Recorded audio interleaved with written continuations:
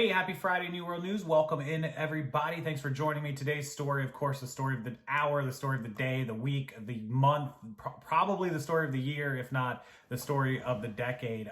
Kyle Rittenhouse, the then 17-year-old, now 18-year-old Wisconsin / Illinois. He's an Illinois resident. Of course, he was arrested and charged with 2 counts of murder, 1 count of felony assault with a weapon, reckless endangerment. He was hit with some gun charges.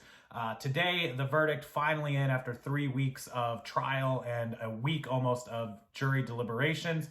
Not guilty on all 5 counts. Originally charged with 6 counts. One of those was transferring a gun over state lines or ownership of a gun by an underage. One of those gun charges ended up being legal. That was thrown out a few days ago by the judge, and so he was facing the 5 charges, which was the 2 murder, the 1 assault with a deadly weapon, the reckless endangerment, and I believe the other one was something to do with discharge of a gun or something like that. Anyways, not guilty, all 5 counts. Now, this, of course, a huge deal because he was there in Kenosha, Wisconsin. He came from Antioch, Illinois. He crossed state lines into Kenosha, Wisconsin, which was actually only about a 20-30 minute drive for him. So they say state lines, but it wasn't. There was a circus act of a trial. There was a prosecutor who fumbled at every step of the way. If you don't know any of this, go look it up. He actually pointed a gun to display it to the jury with his finger on the trigger. The prosecutor was just horrendous. No matter which side of this argument you're on, the prosecution was terrible.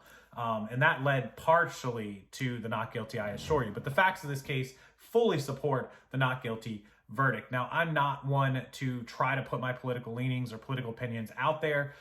To you guys, I leave you the comment sections to tell me what you think down below and to express your opinions. Either way, right, left, middle, I don't care. Here's the thing. The facts of this case just didn't support anything but not guilty. On top of the way the prosecution handled the case, which was a complete disaster. Now, there's a lot of people, this Kenosha, Wisconsin protest / riot that Kyle Rittenhouse was at was in support of Black Lives Matters, in support of the shooting of Jacob Blake.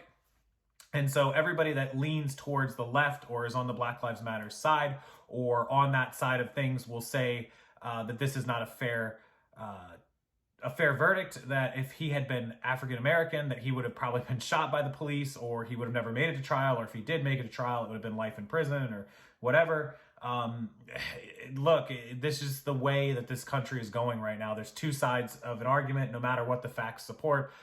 This side is going to support this side, and this side is going to support this side pretty much every single time. And that's just the temperature of this country right now. Unfortunately, we are a very divided country, and I don't know how we can come back from not being divided. I just don't. I don't know. I don't know that anything is ever going to go back to normal.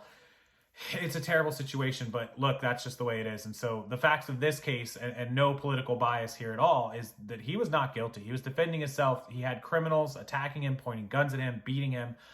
We already have, I actually pulled it up on my iPad over here. We have, TMZ did the story. They actually caught, dropping stuff on camera, caught Joe Biden outside of, I believe, the White House. Joe had a physical earlier. If you missed that, Joe Biden handed over power to Kamala Harris for a couple of minutes.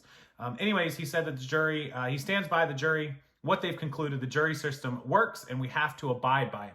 That is a clear sign that he doesn't agree with it. Guys, he doesn't agree with it at all. As we scroll down, though, we had some more reactions. The family of Anthony Huber, who's one of the shooting victims who died, said today's verdict means there's no accountability for the person who murdered our son. Look, your son attacked him.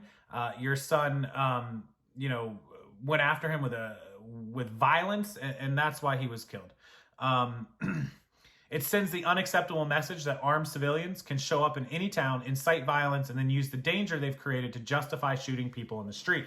So Kyle didn't show up in a town inciting violence. There was already violence. People were protesting and rioting in that town, burning buildings to the ground, looting, rioting, blowing stuff up, attacking the police. The violence was already there, and your child was a part of it. I know as a parent, no person would want to admit that their child had a part in that, but he did. And that's just the facts of the matter. It's just facts. There's just no 2 ways about it. And Kyle Rittenhouse doesn't shoot your child unless he's attacked by your child. There's just no way about it. The family continued that, make no mistake, our fight to hold those responsible for Anthony's death accountable continues in full force. Neither Mr. Rittenhouse nor the Kenosha police who authorized his bloody rampage will escape justice. Anthony will have his day in court. Well, ma'am, Miss Huber, respectfully, he's had his day in court and he lost. Mr. Huber signed his own death warrant, essentially. And that's just the way it is. There's no two ways about it. And Kyle's not guilty. And I imagine that Kyle is going to sue a whole lot of mainstream media, the president probably, a lot of anchors, a lot of people for defamation, slander, libel, unwarranted arrest, unwarranted trial. I mean, he's going to go to town. He's going to get paid. There's just no way about that. Rittenhouse was charged with first-degree intentional homicide, 2 counts of recklessly endangering safety, first-degree reckless homicide, and first-degree attempted intentional homicide, which was the shooting on the third man, Gage Grocrest, who ended up having just a blown-apart arm and did not die, as well as maiming. That's what it was put in there for. So there is the not guilty. Kyle Rittenhouse on all charges. Kyle not guilty. Walks free today. More to hear from this. I'm sure there'll be civil lawsuits, wrongful death lawsuits. I'm sure there's much, much more to come. But on this one, Kyle's not guilty, and there was just no other verdict to come to. If they had come to any other verdict, it would have simply been under threat of violence or threat from the mob or threat from cancel culture or threat from something to do them harm if they had voted any other way. So good for them for standing up and voting the right way.